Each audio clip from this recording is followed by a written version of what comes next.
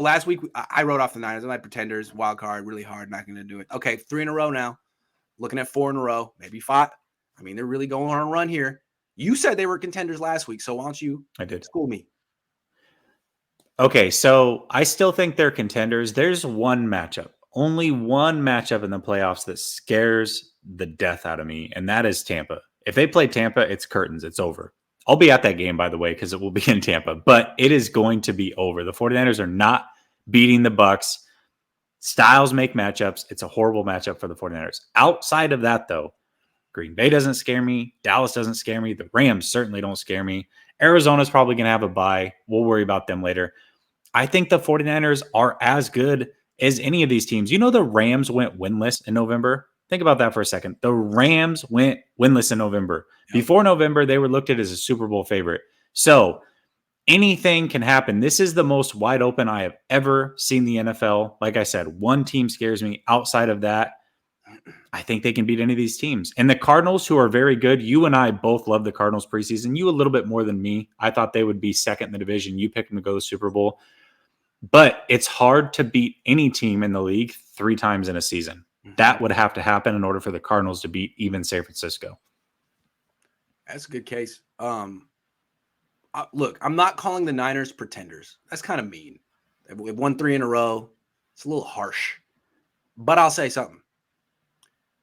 I'm not calling them contenders until they win a couple more in a row. If they beat Seattle and Cincinnati back-to-back on the road, okay, we're talking. All right, for sure. You're contenders. If you lose to Seattle this week, I don't want to hear it. I don't want to hear it. I don't want to hear it. A contender beats Seattle this week.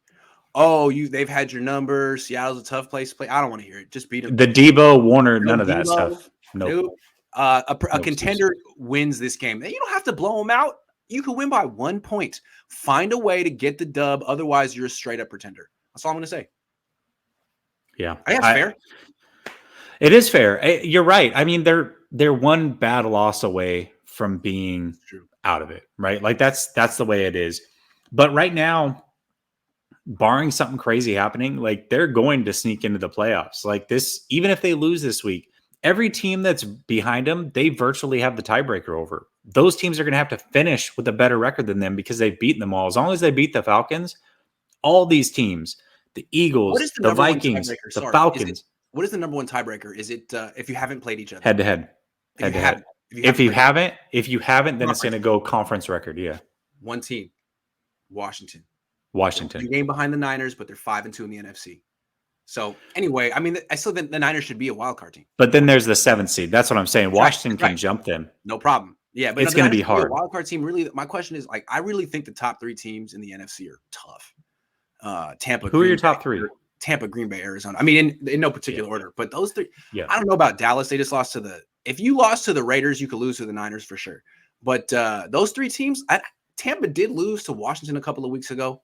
Still, I figured they're going to be peaking at the right time. That's going to be a tough one, but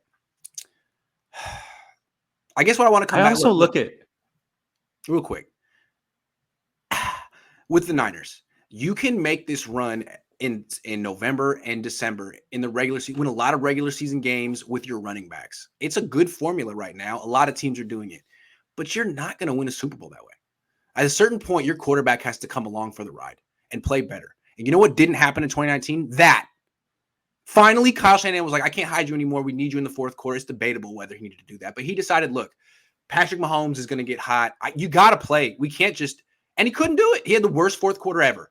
So if Jimmy is going to do – if he's the same Jimmy as 2019, that's a problem.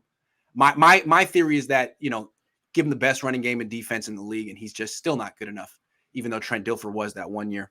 I don't know. We'll see.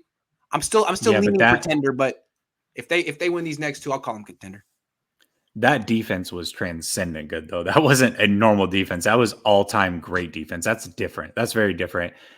If they win the Super Bowl, there's 3 things that Jimmy's going to have to shatter. One, you've talked about it. What is it? The 13% or whatever it is. He would have to be the only. Okay. He would have to break that mold. Yes. It'd be the highest. That would be a record.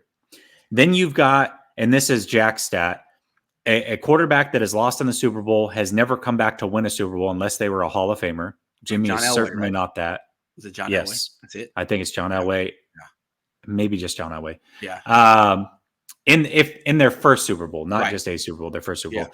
And then you would have to Joe Flacco is the only quarterback since 1988 to win a Super Bowl who had never been to a Pro Bowl previously. Yep. That's it. So that's three big things that Jimmy would have to just shatter, and that's going to be tough.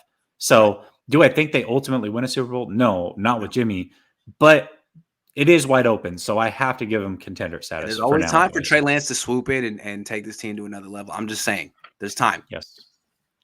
He might play in this game. We never know.